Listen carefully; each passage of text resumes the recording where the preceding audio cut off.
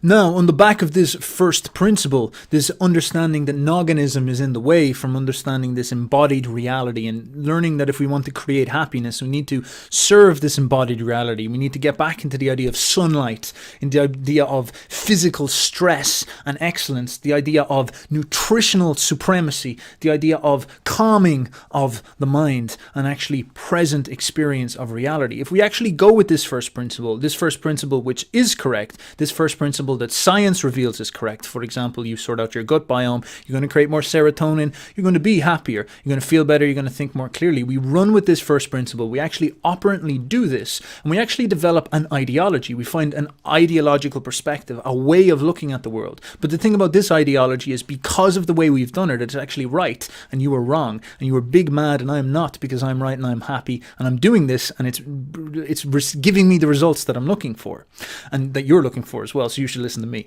So because of this ideology, what we can do is we can start to develop this massive anti-nogginism. We can develop this perspective that we look at the world, where we suggest to ourselves that this nogginism, this obsession with books and words and all this stuff, and really poor quality intellectualism, this is all in the way, and we should actually demonize it. We should look at this and say, if you do this wrong, it's probably one of the greatest sources of evil in the world. We could call it conceptually intellectual masturbation. If you want to be a fapper of the mind, you are evil, essentially. This is how we bring back this sort of dogma and tyranny, this sexual repression. We will not sexually repress your body, we will release it and allow you to become a romantic. But of course, if you just fap that mind of yours all around the world like a disgusting little degenerate, we will slap you down because you were wrong.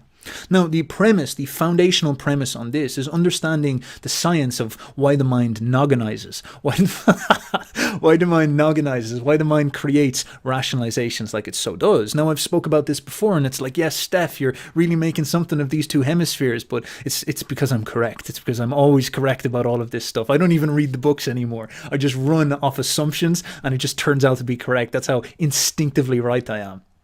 So, for example, the left hemisphere has a lot of very profound traits that allow us to place a target over, to mark it as the enemy of the human race, the nogginist supremacist within our mind that we need to crush, we need to bring down and pull it down a couple of levels. So the left hemisphere has, for example, the speech centers and language centers within the mind. It is the voice inside the head. It has a propensity of being abstract, meaning out of touch with the felt embodied experience, out of touch with the real world. Oftentimes it's even been exposed as being delusional, quite often in that type of way.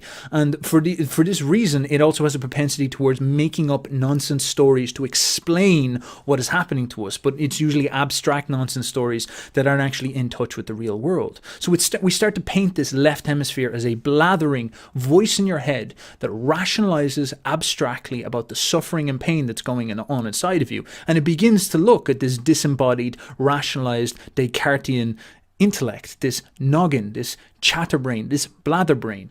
And what's even more interesting about it is that it's wired full of dopaminergic circuits. It's the dopamine center of the brain. Well, okay, that's wrong. But it's sort of the part of the brain that is more encouraged to be full of dopamine because it's the problem solver. It's designed to get you hyped and then to try to figure out and think and rationalize and explain and figure out a plan and then go for the next thing and figure out a plan. It's designed to give you hype cycles so that you get stuff done. If you think about why nature gave you a left hemisphere, the left hemisphere is the problem solver, the actor, the doer, the warrior, the soldier who goes out into the world and gets stuff done. But the problem with this noggin is that it can very, very easily start making mistakes. It's like an organizer, a planner and all this type of stuff. But it's like a neurotic person with a to-do list. You can see this go wrong all the time. Someone who they have like 400 items on their to-do list and they're just itching away. They're getting all these rashes. They're completely stressed and obsessed about what they're doing, and they get easily triggered and all this type of things.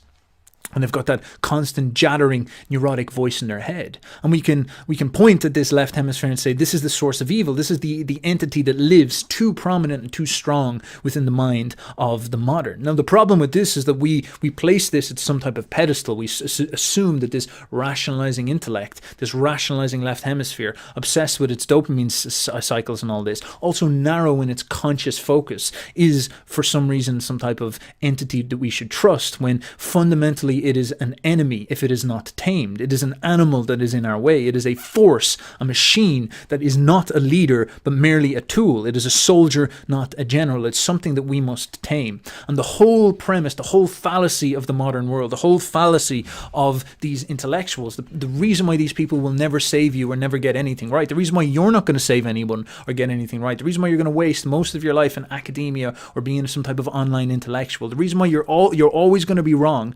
I guarantee you, is because you don't understand on first principle this reality about the neurological construction in the left half of your brain that actually does this job, and you don't know how to tame that, you don't know how to get that out of your way. This is the obstacle. This is the thing that's stopping you from having a holistic, embodied experience and understanding what that means and allowing yourself to create a true perspective on reality, a correct worldview in your reality, so that you can actually save yourself. You are getting lost in the dopamine spirals of the left hemisphere and getting in the way of and allowing this to getting in the way of your true pursuit of happiness.